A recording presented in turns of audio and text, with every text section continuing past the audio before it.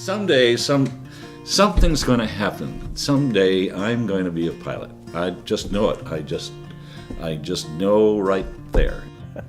In fact, I'll say this because I think I've said this to you before. You know one thing about anybody who's been in the Marine Corps. There are good people and there are bad people in the Marine Corps. But you know one thing for sure, they didn't take the easy way out. Nobody goes into the Marine Corps thinking it'll be easy. That was my inspiration, and really the Battle of Britain. And the pilots, and so that was all I really ever wanted to be, was a fighter pilot. That time the recruiting center was in the post office in downtown Miami. And I went down to fill all the paperwork out, and then after you do all that, they send you in for a test. And at that time, he said I didn't make it because my eyesight wasn't good enough. So I went home, and I think for 3 months, all he did was eat carrots. Yeah, really, I did. And went back and passed the test, and now this is, I said, early part of March. This is the really part. I kid about this. I said, I never trust another Marine sergeant. He said, you'll have plenty of time to graduate in June before they call you up. 10 days later, I got my notice. Report to Beaufort, South Carolina, or here's your bus tickets going to Parris Island. So I've always kidded. I said, I never trusted a Marine sergeant since then. In Logan, being Hispanic families, a lot of them were large families, and you would put a little flag in your window how many you had serving in the military, a star, one person. We had several that had 4 stars, 3 and 4 stars. So there was quite a representation in the armed forces from our neighborhood. In fact, one of the first ones that was killed in action was from the Logan neighborhood. Yeah, I think he got killed in Italy. His name was John Arsati, I believe was his last name. So we lost one of the first ones, out of our neighborhood. And they lived just about maybe 150 steps away from my house. I think one of the greatest stories that I like is the fact that during 44's election year, and us our 340-some people in our squadron, the representatives of the United States came out, and they were island hopping where all they could, the troops, about their right to vote, and the absentee ballot, send a vote back. And they were coming out to take the votes of absentee ballots, have the men make them out, and then take them back to the United States for the presidential election. Well, we had about a half-hour speech. They had a muster, called us all up, about what we're fighting for, our right to vote, and we should vote. And they dismissed us and told us to go vote and go back to your duty. So we did. And about an hour and a half later, we got another call for another muster to come up. And the guy went through it. He said, I just went through all this about your right to vote. Excuse me. And he said, of 340-some people, I've only got 47 votes.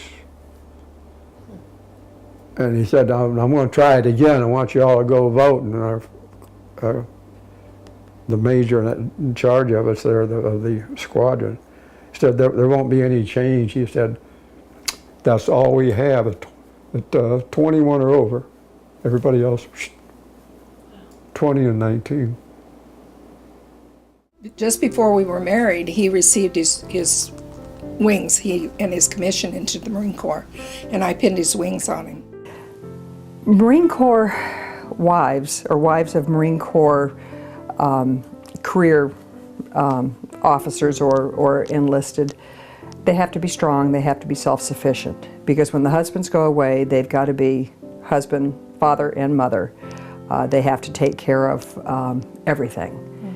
And they cope. And if you're in an area where there are other military, there's a huge support system. Okay.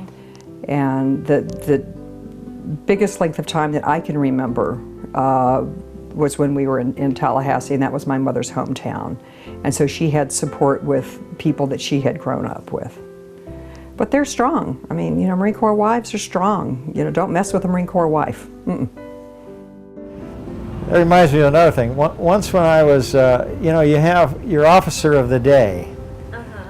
which means when the commanding officer goes home for the evening, there are certain things, somebody needs to be there to man the phones and to be the officer that's there. It's a 24-hour operation. So the officer of the day, I was officer of the day, and that meant that you stayed there for 24 hours. And I was, my wife came out to the base with my son in an infant seat. They didn't have the kind of, it wasn't even required that you have a seat for a baby, but she had one of those things called an infant seat. And she brought this little baby boy out, and she had, in order to get me a hot meal, because I was going to have a sandwich or something, she brought the biggest investment we had made in kitchen utensils, an electric skillet. And she had cooked my dinner in an electric skillet and brought it out to the base for me.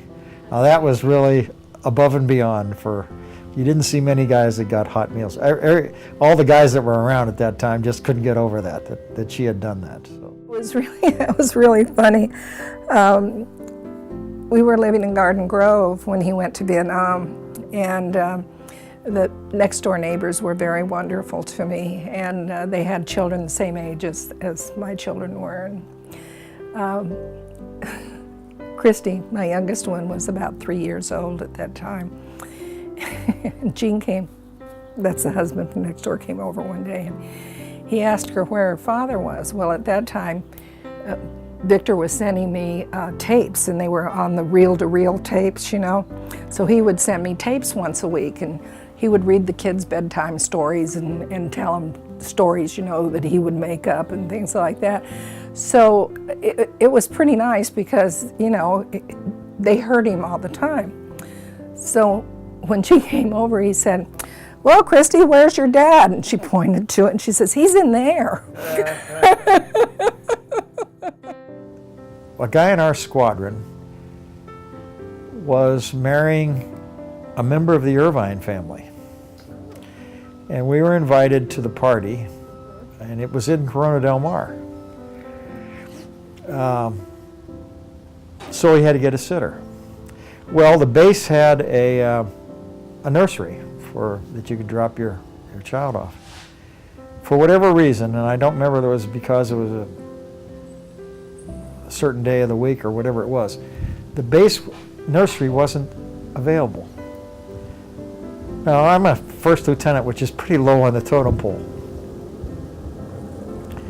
But I walked into the guardhouse they just happened to be nearby the nursery.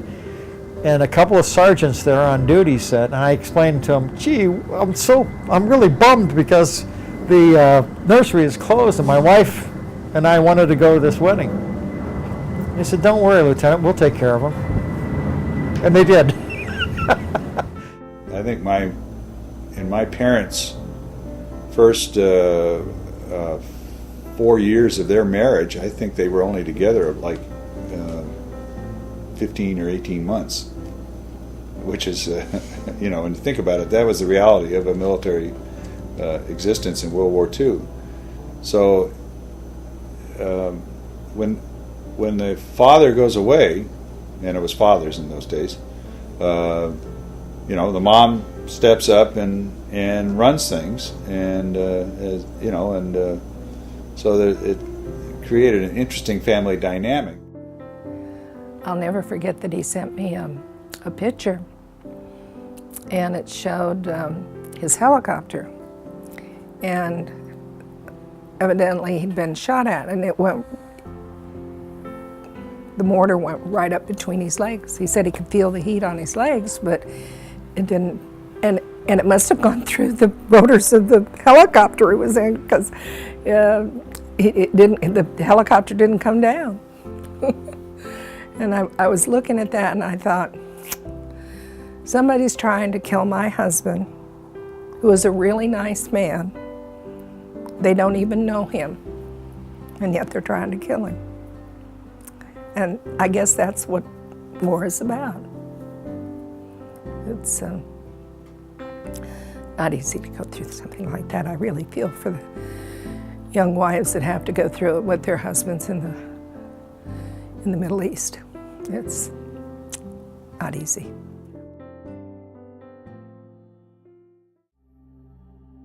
And that's the beauty, really, of the Marine Corps family as well as the United States. It's perspectives that bring us together as a country. Well, as I said before, the camaraderie thing is very real. And the reason is because you counted on that person. You knew that you might face death, and that person was either going to be with you or weren't going to be with you. So once it was established that they were with you, if they were Marines, you don't ever forget that. That's a bond I don't think you ever forget. It's something that we have that nobody else has. And here again, esprit de corps, it's that closeness, it's that brotherhood that we have that no other service has. They try, but they'll never have it. I think this project will help other people learn more about what the base meant to Orange County and the veteran community. But it could be a kid like me listening to my dad's tapes years after he died. Could be a grandchild who's listening to somebody who flew in the Korean War or in the Vietnam War 20 years from now. It's treasured. I think it's important that the veterans who are ahead of my generation get that time now before they're gone. But I think once again, we all got to bring different perspectives, depending where we serve, who we were with, and where we came from. And that's the beauty, really, of the Marine Corps family as well as the United States. It's perspectives that bring us together as a country.